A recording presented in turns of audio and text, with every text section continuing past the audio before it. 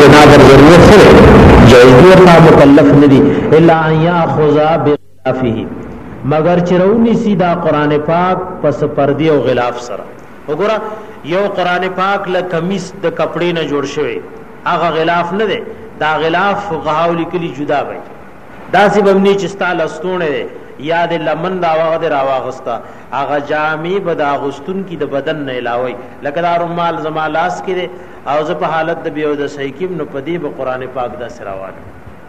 لستونی باندې وینه راخدي ذکر لستونه دغه کس چولې نو دی له حکم دا چون کړي د قرآن پاک کوم خپل کپڑا چې بازه کپڑا ای داغه د پاس داغه قمیص وی نو دا داغه په حکم نه کړي په دغه بهم نرانس واذا انقطع عدم الحائز او کله چې بندشي ویني د حائز لاقل من 10 ایام کم د لسرزنا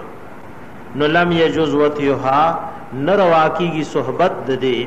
حتی تغتسلا تردی چ غسل کیدا او یمضی علیہا یا تیر شی پدے بانے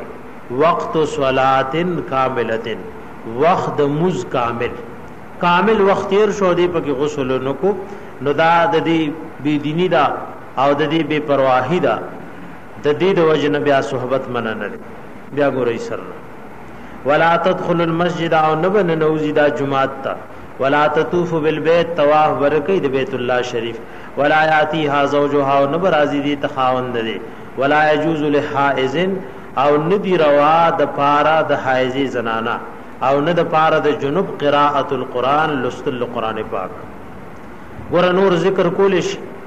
درود شریف ویل شي تسبیحات اړول شي او دا مسائل سره ذکر درود شریف ذکر و اذکار لا الہ الا اللہ تسبیحات ویل دا ورته جائز دي ولا يجوز جائز ندی للمحدث د بیودس لرا مس المصحف مسقول د مصحف شریف نو قران پاک الا یاخذ مگر دا چراوایلی بغلافه داغه په پردے سره و اذا انقطع عدم الحائز کله چې بند شي ویني د حائز لاقل من 10 ایام کم د لسرزنا نو لم يجوز وتيها ند جائز ند روا صحبت د دې سره حتا تغتسل تردی چې غسل کړي او يمضي عليها یا تیر شي په غیبانه وقت صلات وقت مانز کامله سبق انقطع دمها ل10 ایام درویشتمه صفحه کې اخر صفحه کې ذا سبق ده وَإِنْ انْقَطَعَ كَبَنْدِشِي دَمُهَا وِنِدَدِ لِعَشْرَةِ أَيَّامٍ دَلَّسُ رَزُ پورا دَلَّسُ رَزُ مہواری بندشوا نجاز وَتِيُهَا جائز دے صحبت دی بی بی سرا قبل الغسل مخکد غسل کولنا وَالطُّهْرُ دے مسئلے تا سوچ کوئی وَالطُّهْرُ پاکوالے اذا تخلل کلچ واقیشی بین الدمین پمند دو وینو کی فی مدت الحیزی پمدید حیز کی فہوا ندا قدم الجاری پشان داغوین جاری رے دا مسئلہ لگا مشکل دا داغه بعضی صورتونه ز ذکر کوم نو سوچ ولکوي مثال پتور د یو زنانا د بیماری ورزی دی او بیماری رااله یو ورځ دی بیماریو کتا اگر که معمولی نه معمولی وا او بیا په منس کې پاکواله دو ورځې درې ورځې مثال پتور پدرے ماو سلور مرض دی بیا معمولی یا ډېر بیماری وکتا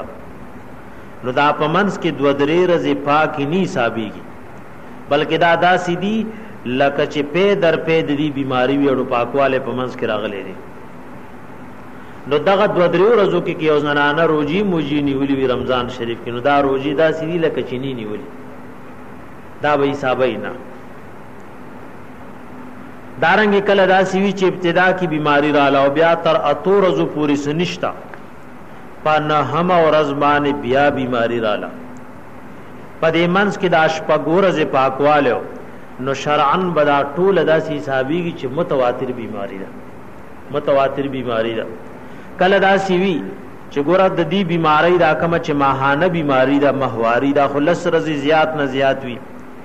او کله اولاد پیدا شنو بیا دا غ بیماری زیات نه زیات سدي سلوي خرزي هغه بیماری کې کله درې سلور رضی یا یو رز یا پنځه رضی زنانه بیماری ورپسې متواتر یو میاشپا کشوا او د سلويخت رزو د ختمېدو نه مخکې به بیماری وکړه نو دا بټول داسي حسابيږي لکه متواتر بیماری دی منس کې کده رمضان روزه راغلي دین یولي دادا سیدی لکه شینی نیولي نو د بیماری په ورځو کې کپ اول او اخر د دې بیماری د ورځو کې بیماری ویني او د منز کې پاکوالي